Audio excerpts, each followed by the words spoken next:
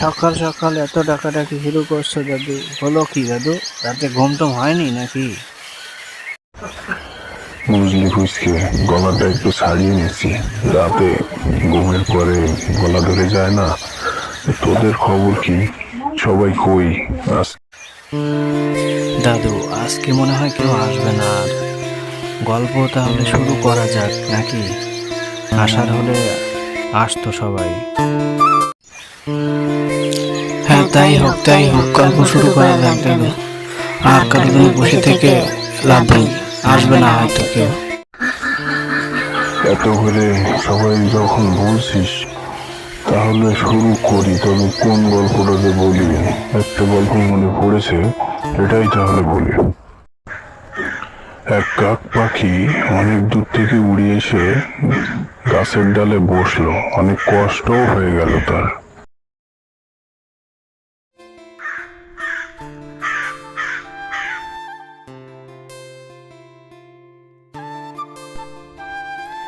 কত পথ তো উড়ে আসলাম, বাবা কি গরম যে শুরু হয়েছে। গলাটা একেবারে শুকিয়ে কাঠ হয়ে গেছে। একটু জল পেলে মনে হতে যেন অমৃত হয়েছে। দেখি কোথাও একটু জল পাওয়া যায় কিনা।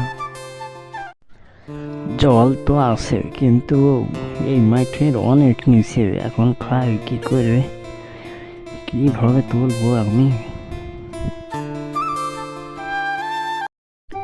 দেখি চেষ্টা করে জল হাতে পাই কিনা।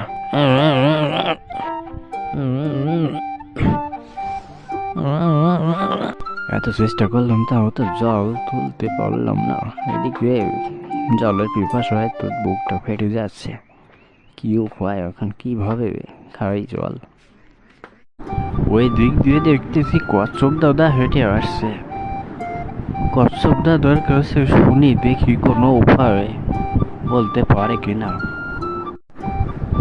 ও কচ্ছপ দাদা, কচ্ছপ দাদা, ও কচ্ছপ দাদা, শুনতে পাচ্ছ আমার কথা? কে ডাকছে এমন ভাঙা গলায়? মনে হচ্ছে সুর যেন বেরোচ্ছে না, গলা দিয়ে যেন কেমন হয়ে যাচ্ছে। আবার সুরটা অনেক চেনা চেনা মনে হচ্ছে। ও ওইদিকে দেখতেছি কাক পাখি। তাহলে কাক পাখি হয়তো ডাকতেছে এইভাবে। কি হয়েছে কাক পাখি, এত ডাকছো কেন শুনি? কচ্ছপ দাদা, আমি অনেক দূর থেকে উড়ে আসছি। গলাটা খুব শুকিয়ে গিয়ে কাঠ হয়ে গেছে। কোথাও একটু জল পাচ্ছি না, খুব জল পিপাসা পেয়েছে। কি করি? তাই এইদিকে খুঁজতে খুঁজতে আসতেছিলাম, দেখলাম ওখানে একটা কলসির ভিতরে একটু জল আছে, কিন্তু অনেক নিচে। কোনোভাবে তুলতে পারতেছি না। কিভাবে একটু জল খাই? খুব পিপাসা পেয়েছে দাদা, কি করি বলো তো? কচ্ছপ দাদা তো কিছু বললো না, শুধু দুবার মাথা নাড়ালো, নাড়িয়ে চলে গেল। মাথা নাড়ালো পাথরগুলোর দিকে, তার মানে পাথরগুলোতে কি কিছু বোঝাতে চাইলো। মাথায় আসছে না তো কি বোঝাতে চাইলো। মনে হয় দাদা তো খুব বুদ্ধিমান, সত্যি কিছু বোঝাতে চেয়েছে। ও পাথরগুলো যদি আমি কলসের ভিতরে ফেলি, তাহলে জল উপরে উঠে আসবে আর আমি জল খেতে পারবো। এই ব্যাপার। তাহলে দাদা তাহলে আমাকে এই বোঝাতে চেয়েছে। বুঝতে পেরেছি বা। যাই তাহলে, আর দেরি না করে কাজে লেগে পড়ি। পাথরগুলো এনে কলসির ভিতরে ফেলি একটা একটা করে।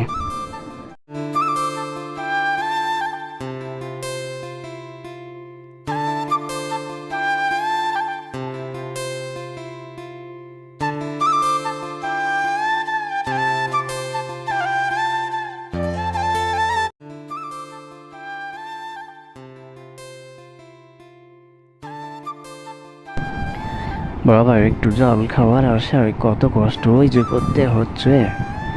এই পাথর দিলাম একটা, আবার যাই নিয়ে আসি আর একটা।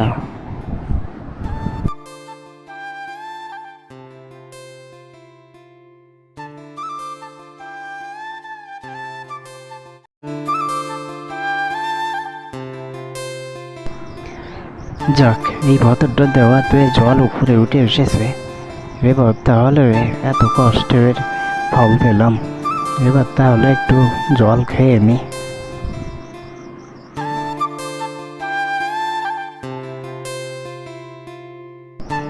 জলে এক চুমুক দিতেই যেন বুকটা জুড়িয়ে যাচ্ছে।